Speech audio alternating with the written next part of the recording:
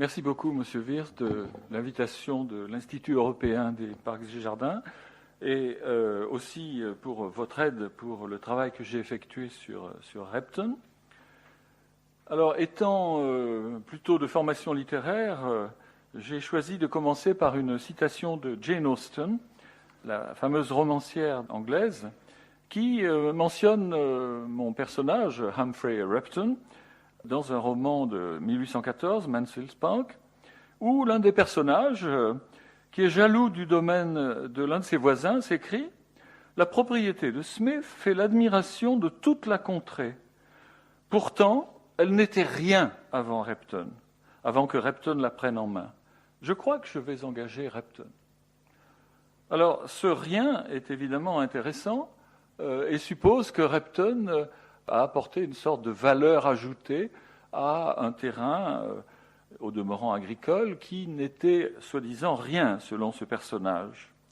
Alors, cette valeur ajoutée qu'apportent les paysagistes, quelle est-elle ? Ça va être le sujet de cet exposé. Est-ce que c'est simplement que le paysagiste apporte de la beauté, apporte du statut social, disons ?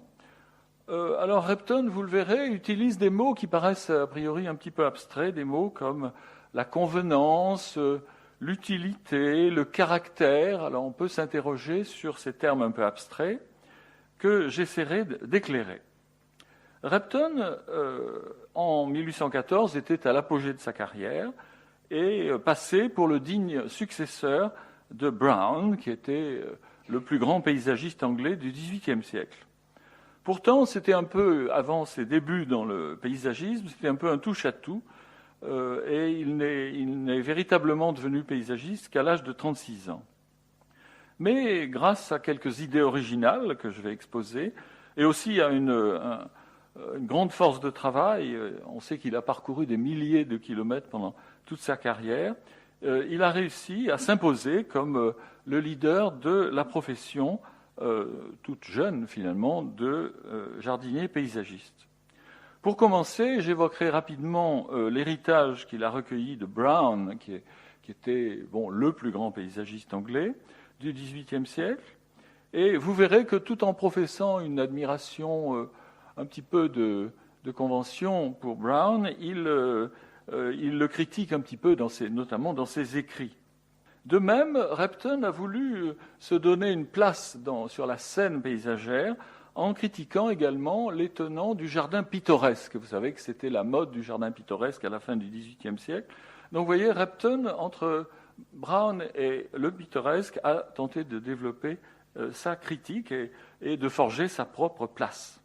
Ensuite, je vous montrerai que Repton a travaillé pour des jardins de dimensions extraordinairement variées, pour des propriétaires de différents milieux sociaux.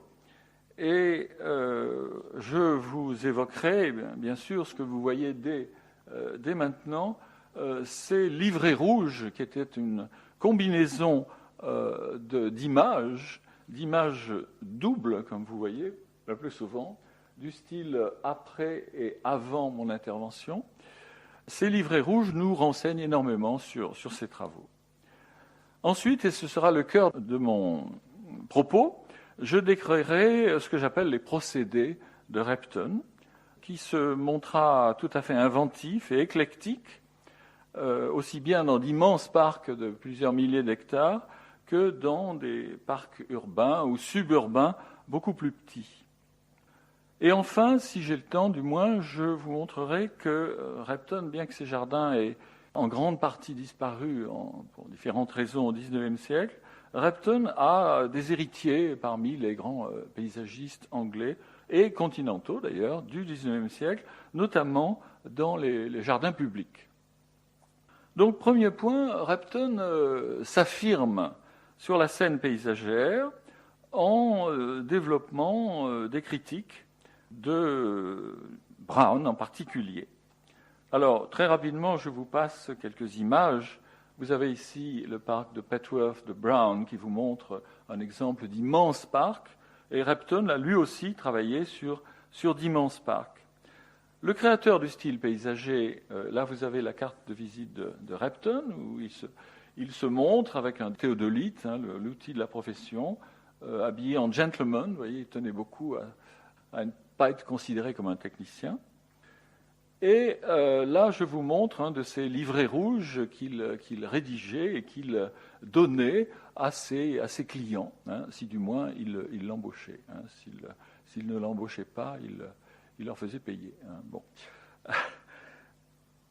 Ici, vous avez donc une autre facette, mais je n'y reviendrai pas, du talent de Repton, qui est un talent d'architecte. Vous voyez ici un petit portail gothique et un petit abri de jardin. Enfin, c'est un aspect tout à fait mineur de son travail. Alors ici, vous avez une vue du créateur du style paysager anglais, vers 1730, William Kent, et vous voyez un de ses procédés qui consistait à éclaircir les bois et à révéler les paysages. Tout ceci est bien connu, donc je ne m'y attarde pas. Kent est également celui qui a utilisé largement le saut de loup, ce que les Anglais appellent le ha-ha. Alors vous voyez l'utilité du ha-ha ici, ça sert à tout simplement faire une frontière invisible pour les parcs. Et vous voyez ce veau perplexe là qui se demande s'il va sauter ou pas.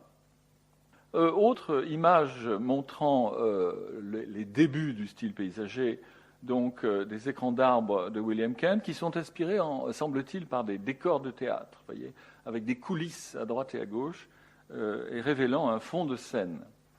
Alors pour en venir à Brown, qui est quand même la figure dominante au début de Repton, vous voyez ici un plan vers 1750 qui résume tout à fait son style.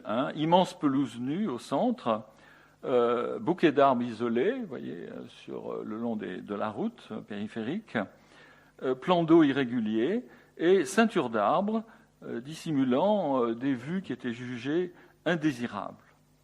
Donc cette formule brownienne avait été utilisée quand Repton a commencé à travailler en 1788, avait été utilisée des centaines de fois, et vous voyez que c'était un problème pour Repton qui voulait absolument affirmer sa personnalité. Alors il est clair, d'après ses écrits, qu'il trouvait monotones les immenses étendues gazonnées qui s'étendaient jusqu'à la base même des murs des châteaux. Vous voyez ici un château dessiné par son gendre d'ailleurs, qui semble comme posé sur la pelouse. Et Repton détestait cela, il voulait absolument créer un passage, vous le verrez tout à l'heure, avec toutes ces terrasses que Repton a disposées autour des châteaux. Il détestait des châteaux posés sur la pelouse, comme ça. Il regrettait aussi l'éloignement des jardins potagers, des vergers, des communs, sans parler de la démolition de chaumières trop proches du château. Et il critiqua même les ceintures d'arbres qui étaient en général plantées autour des jardins browniens. Alors l'autre pan disons de l'art paysager au début de la carrière de Repton, c'est le pittoresque. Le pittoresque, comme vous le savez, est, disons, le style de jardinier qui s'inspire de la peinture italienne. Là, je vous ai mis une vue d'un tableau de Salvatore Rosa, un des grands paysagistes baroques italiens. Et vous voyez que le pittoresque se définissait par un goût pour les rochers, les formes irrégulières, éventuellement les ruines, et des eaux courantes également. Alors, ces tenants du pittoresque étaient du même milieu social que Repton, et il avait à leur égard une attitude un petit peu ambiguë. Il était ami, par exemple, avec le personnage dont vous voyez un livre ici, Youvedale Price, qui a publié, disons, la formulation la plus classique du style pittoresque, je traduis rapidement, un essai sur le pittoresque comparé avec le sublime et le beau, et sur l'utilité d'étudier les tableaux afin d'améliorer le paysage réel. Donc là, vous voyez, le passage du tableau au jardin était essentiel pour les tenants du pittoresque. Alors Repton critiqua cela, jugeant qu'un jardin ne pouvait pas être statique comme un tableau, mais que, évidemment, le passage des saisons changeait les couleurs, les atmosphères, etc. Et donc, il a pris ses distances par rapport au pittoresque, même si, à l'occasion, il a quand même utilisé certains sites, en fait, qui se prêtaient justement à la surprise et au mouvement, comme celui de Blaise Castle. Alors, justement, tout à l'heure, je disais que Repton ne cherche pas seulement la beauté, mais aussi prétend qu'il pense à la convenance de ces jardins. Alors, ce terme est évidemment un petit peu abstrait, et pour lui, cela signifiait adapter un parc aux besoins de confort et d'agrément du propriétaire. J'ai ici une de ces formules. L'utilité doit souvent prendre le pas sur la beauté, et la convenance doit être préférée à l'effet pittoresque aux abords d'une habitation. Donc vous voyez, là vous avez une idée absolument essentielle de son art, s'adapter au goût de confort et de commodité du propriétaire, alors que Brown, avec ses immenses étendues gazonnées, pensait surtout aux chasses à courre et aux cavaliers galopant à travers de vastes étendues. Si vous voulez, le jardin reptonien est plus féminin d'une certaine manière quand il songe au confort, à la commodité, à l'agrément du promeneur. Alors, j'en viens maintenant à mon deuxième point, qui est évidemment comment est-ce que Repton a réussi à persuader ses clients. Il faut dire qu'il avait des qualités humaines tout à fait remarquables, était avait un savoir-vivre parfait, une très bonne culture littéraire, il adorait le théâtre. D'ailleurs, il était lui-même originaire de comédie, enfin, vous voyez, c'était un gentleman ayant eu une bonne éducation et finalement tombé un petit peu dans l'art du paysage, un petit peu par hasard. Alors, sa carrière, donc à partir de 1788, se développa, je dirais, par cercles concentriques. Vous voyez sur cette carte le Norfolk, qui est à l'est. Ça, ici, le Norfolk, vous voyez, cette partie de l'East Anglia. Et il était originaire de ce coin-là et, par cercle concentrique, a développé une clientèle à partir de là. Vous allez voir son premier jardin paysager qui est près de Norwich, qui est la grande ville de la région. Et là, c'était pour quelqu'un qui était maire de la ville. Et donc, vous notez à gauche, une petite flèche gothique, qui est la cathédrale de Norwich. Donc là, vous voyez, il y a un autre mot abstrait que Repton utilise beaucoup, c'est le caractère. Il fallait que les jardins qu'il dessinait révèlent immédiatement leur caractère, et notamment le caractère de leur propriétaire, le statut de leur propriétaire.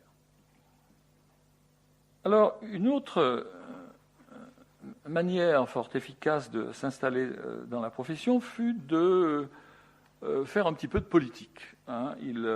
Il était à coquiner avec un certain nombre de grands aristocrates Whigs, un des deux partis dominants, et par la politique, il a réussi à s'intégrer à une clientèle haut de gamme. Vous voyez ici celle du duc de Bedford, à Woburn Abbey, qui se visite toujours aujourd'hui. Et vous voyez ici, Repton se représente lui-même, toujours bien habillé, avec son chapeau, là, en train de redessiner le jardin de Woburn Abbey. Comme je le disais, il a aussi bien redessiné d'immenses parcs. Je pense à celui-ci, Woburn Abbey, 1400 hectares, excusez du peu, que des choses beaucoup plus modestes pour la bourgeoisie londonienne, pour des villas de la banlieue londonienne. Et là, je vais vous, justement... alors là, c'est encore un grand immense parc pour le duc de Bridgewater. Encore là, un lac pour un grand aristocrate du Norfolk. Et là, j'en viens à la banlieue londonienne. Un relativement petit jardin. Lady Salisbury, dans la banlieue nord de Londres, le chargea d'aménager un jardin de seulement 5 hectares. Vous voyez, entre 5 hectares et 1400, vous voyez la variété de ses ressources et de ses talents. Vous voyez ici, toutes ces inscriptions-là, tout autour, c'est la vue en direction de Londres, la vue en direction de Kensington, la vue en direction de Windsor, etc., etc. Tout autour de ce jardin qui était situé heureusement sur une éminence, il parvint à ménager des vues. Et vous voyez, la disposition des plantations est faite de telle sorte que ces vues puissent se révéler. Vous voyez également l'intérêt de Repton pour le potager. Vous voyez le kitchen garden, là, qui est tout à fait vaste, qui est d'ailleurs un petit peu dissimulé par rapport à la villa. Vous la voyez en noir, avec toutes ces vues de tous les côtés.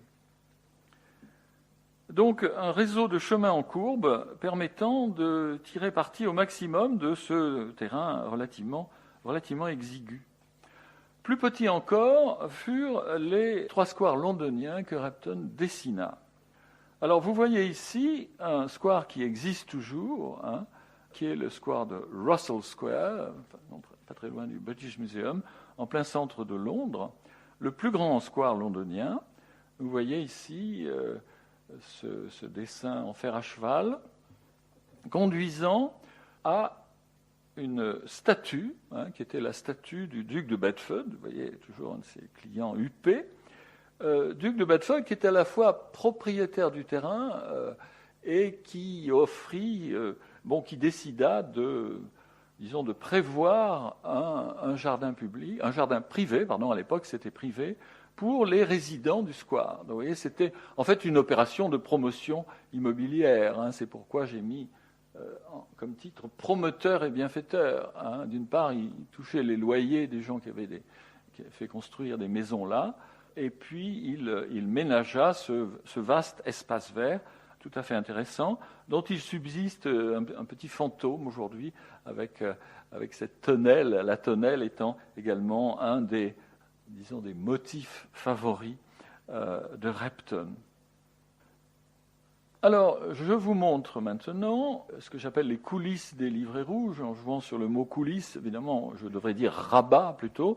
Vous voyez sur cette curieuse vue, donc un des livrets rouges qu'il offrait à ses clients, avec, comme d'habitude, après et avant.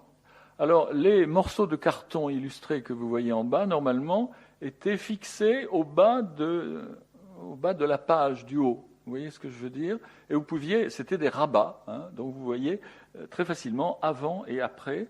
Et là, on voit très nettement le passage du terrain agricole avec ses haies ou du terrain d'élevage et les potagers à une scène de loisirs finalement avec un lac qui ne sert pas à grand-chose. Alors, cette contemplation des livrets rouges est évidemment un plaisir des yeux, mais elle peut être un peu frustrante, parce que trop souvent, les projets mirifiques de Repton, comme celui-ci, n'ont été réalisés que partiellement. Alors ici, vous avez un jardin pour le duc de Bridgewater, où Repton voulait disposer en réalité 14 jardins. Mais quand on regarde Google Earth et qu'on découvre le même endroit, on se rend compte que les choses ont bien changé. Alors je reviens au plan. Sur le plan, vous voyez une roseraie ici, qui a une forme ovoïde. Voilà.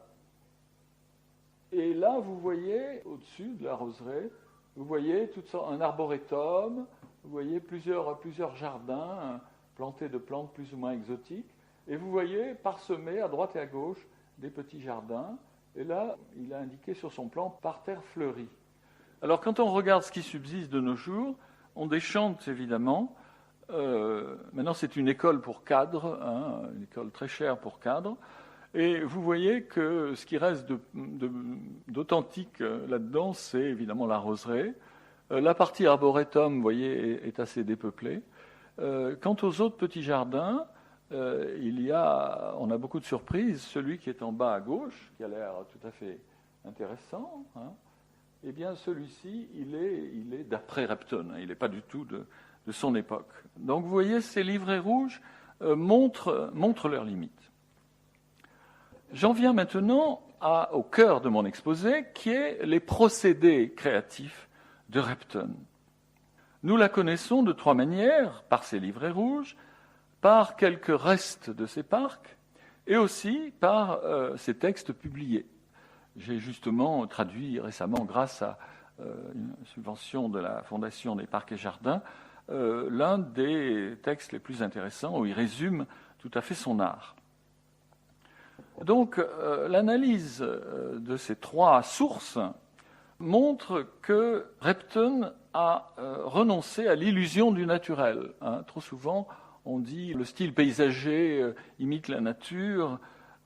Non, Repton dit clairement que l'art du paysagiste transforme complètement le terrain, que son travail est un travail d'artiste, un travail où l'artificialité ne doit pas se dissimuler. Son idéal est ce qu'il appelle en anglais, alors je dis quand même en anglais pour les anglicistes, dressed ground, c'est-à-dire un terrain apprêté, un terrain travaillé, un terrain soigné, pour tout dire, un terrain civilisé. C'est un spectacle organisé. Les parcs de Repton, vous allez le voir de plus en plus, sont dessinés en ce qu'il appelle en style mixte. C'est-à-dire qu'autour des châteaux, il y a certaines formes de plantations régulières. Il y a des terrasses. Ici, on pense même à la terrasse de Saint-Germain. Il y a des serres, il y a des tonnelles, il y a des choses qui sont régulières. Vous en verrez d'autres. Et en même temps, il aime bien les effets de surplomb, les terrasses dominant des parties plus apparemment négligées ou voire sauvages. Alors, passons en revue quelques-uns des procédés de Repton, ce que j'appellerais en premier lieu le jeu de la révélation. Son art consistant d'abord à révéler l'existant, tout en dissimulant des objets considérés comme indifférents ou inacceptables.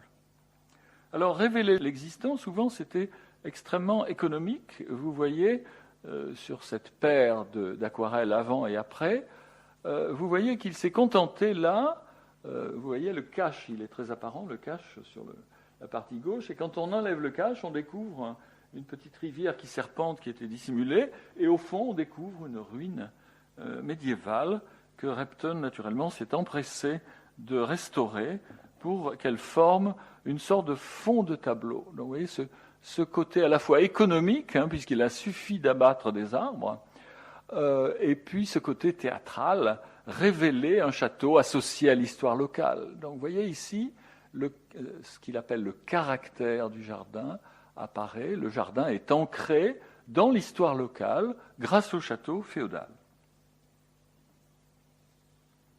Alors, l'éclaircissement de ces massifs plantés, donc révéler des choses. Tout à l'heure, je vous ai montré son premier jardin avec la flèche de la cathédrale de Norwich. Parfois, il dessinait un petit temple que l'on pouvait voir au fin fond du parc et qui montrait, évidemment, là c'était une question de statut social, ça montrait que le parc était vraiment très très vaste. Repton était très conscient du goût qu'avaient les propriétaires terriens à marquer leur territoire. Repton désigne ce procédé comme l'appropriation du parc. Vous voyez, c'est assez intéressant. Deuxième procédé, le détournement du regard. Alors, nous allons prendre à présent la question des voies d'accès au château. Ici, c'est l'immense parc de Woburn Abbey, du duc de Bedford, où, au départ, il y avait une voie d'accès. Et alors, autrement dit, on arrivait au château par le côté. On ne voyait que le côté du château. Alors, Repton a décidé qu'il allait faire une voie d'accès. Alors, après avoir créé une rivière, que vous voyez là au premier plan, il a tracé une route là, de ce côté, et ensuite on accédait au château via ce pont, et ensuite on arrivait royalement par la façade. Vous voyez, là, il y a un effet de détournement du regard traditionnel sur le château qui est destiné à mettre en valeur le château. Ici, vous avez encore une nouvelle route d'accès. Et là, je n'ai pas le temps de vous montrer toutes les images, mais Repton lui-même a montré des terrassiers ou des cantonniers en train de creuser, sur une de ces images, en train de creuser la nouvelle route d'accès. Et ceci est la route qu'on utilise de nos jours à Sheringham, encore une fois, dans le Norfolk. Donc c'est une sorte de mise en scène de l'accès au château qui vise explicitement à donner aux visiteurs l'impression qu'ils pénétraient dans un grand domaine. C'est une forme d'illusionnisme, si vous voulez. Troisième procédé, que j'appelle la fragmentation des espaces. Repton n'aimait pas ces grandes pelouses immenses de Brown que je vous ai montrées tout à l'heure avec Petworth, mais il aimait, disons, la variété des formes.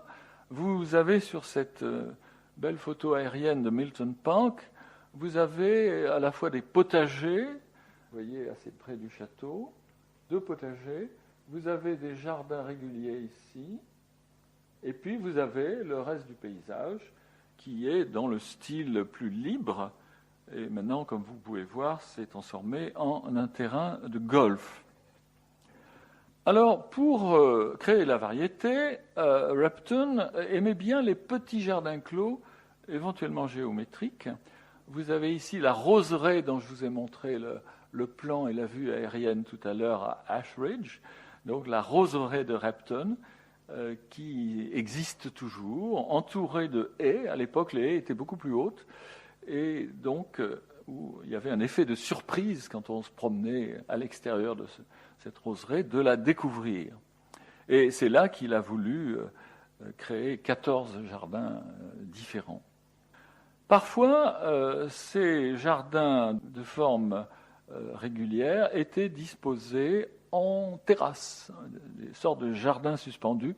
Là, vous avez un magnifique projet, malheureusement pas réalisé, avec toute une série de jardins fleuris suspendus. Donc vous voyez, par rapport à Brown, vous sentez l'immense chemin parcouru, hein, puisque là, les formes régulières reviennent. Regardez ce tout petit parterre, hein, vous voyez qu'il est tout proche de la maison, avec ces plantes, somme toute, tout à fait banales, ces fleurs, ces arbustes tout à fait banals, disposés absolument contre une maison. Bon, alors là, c'était une maison pour les enfants du duc de Bedford, donc peut-être il s'est permis un petit peu de fantaisie. Vous voyez aussi ce petit chenal qu'il y a tout en haut, qui était rempli d'eau, c'était pour amuser les enfants, c'est-à-dire une performance technique là, pour créer ce petit chenal, et le tout domine un jardin plus libre.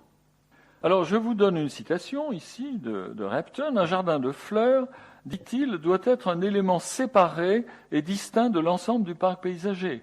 Qu'il soit grand ou petit, irrégulier ou géométrique, il faut le protéger des lièvres et autres animaux par une palissade intérieure.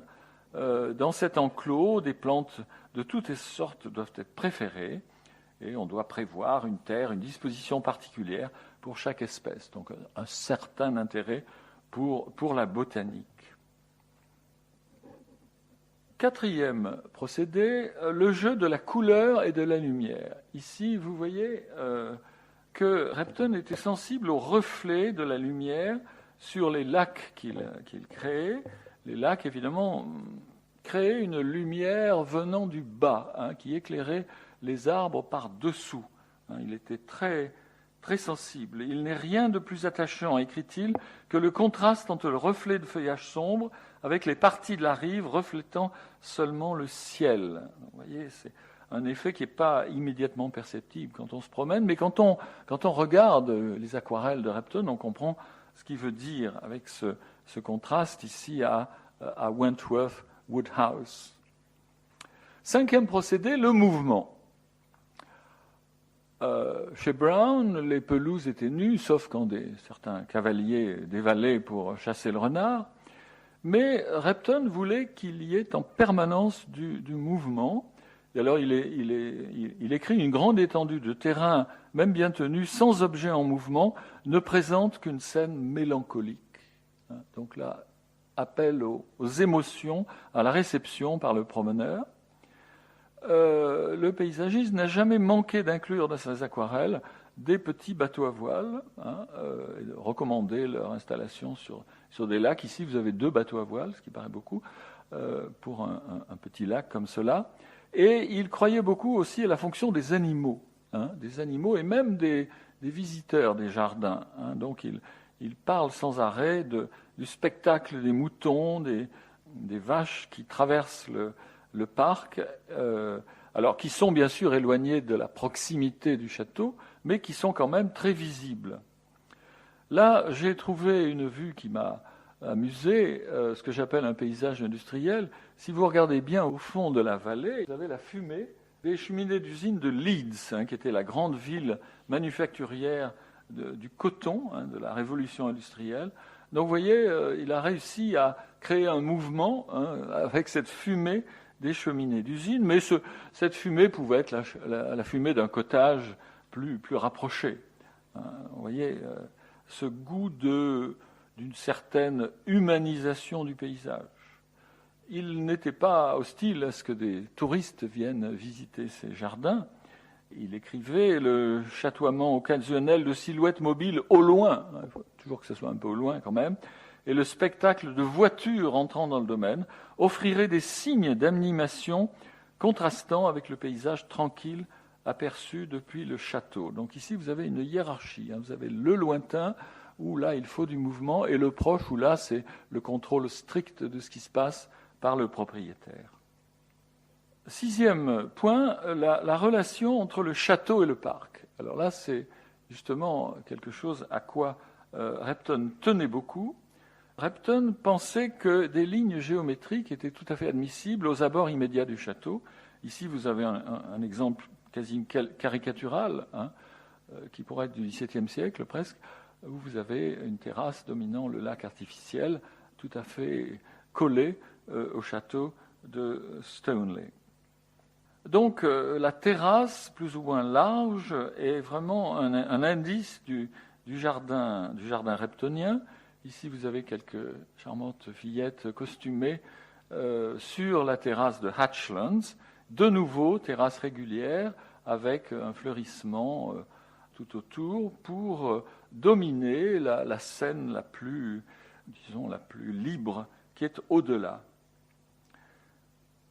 Ici, un autre motif que je vous ai déjà montré à propos de Russell Square à Londres, la tonnelle.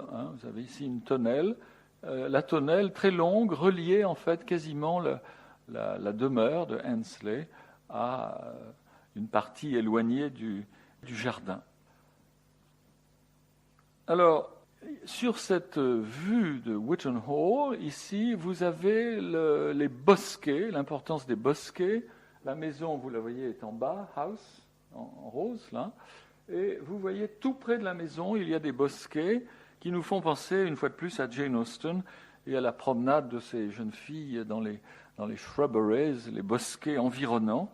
Le goût de l'espace intime permettant une promenade immédiate à proximité de la demeure.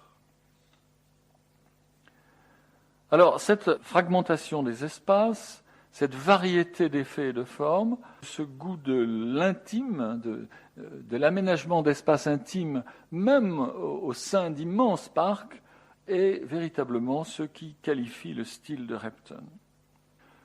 Alors, Repton, qu'en reste-t-il de nos jours ? Comme je le disais, en dehors de ces livres et de ces livrets rouges, que les collectionneurs s'arrachent, bien entendu, puisqu'ils étaient manuscrits, les aquarelles sont à un seul exemplaire et le texte était gravé juste pour le propriétaire, il n'en reste que des fantômes. Et malgré cela, on peut dire que le style mixte reptonien survit encore de nos jours par l'intermédiaire de deux personnages.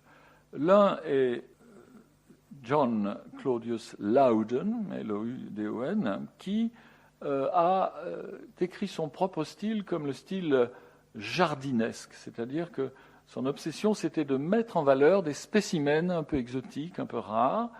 Sur cette vue du parc public de Halifax, vers 1850, vous voyez que les arbres sont isolés.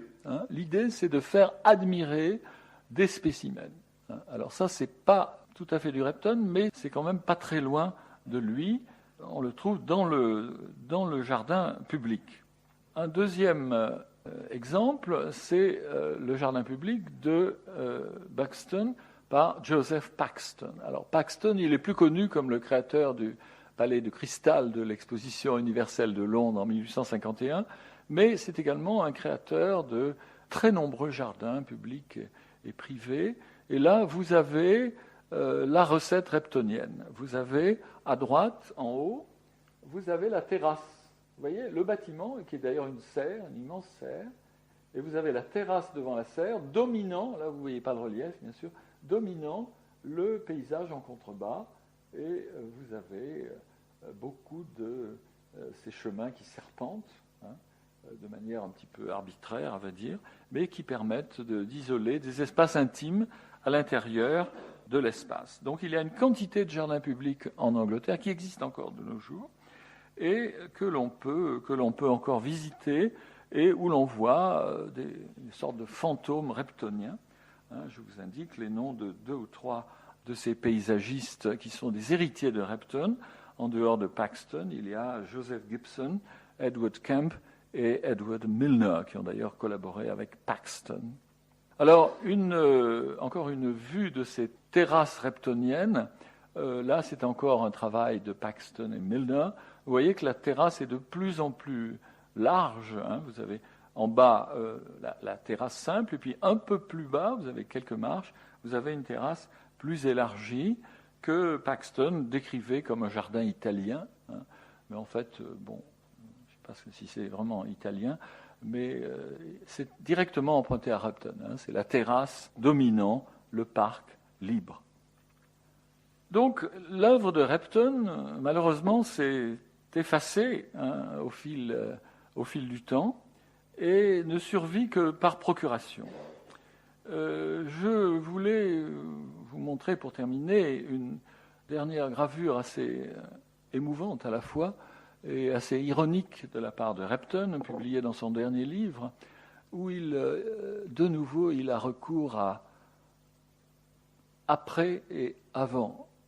Mais là, ce n'est pas après son intervention, c'est après l'intervention de quelqu'un d'autre. Et je vais peut-être m'attarder un petit peu pour que vous saisissiez le passage de l'ancien monde aimé de Repton au nouveau monde qu'il détestait.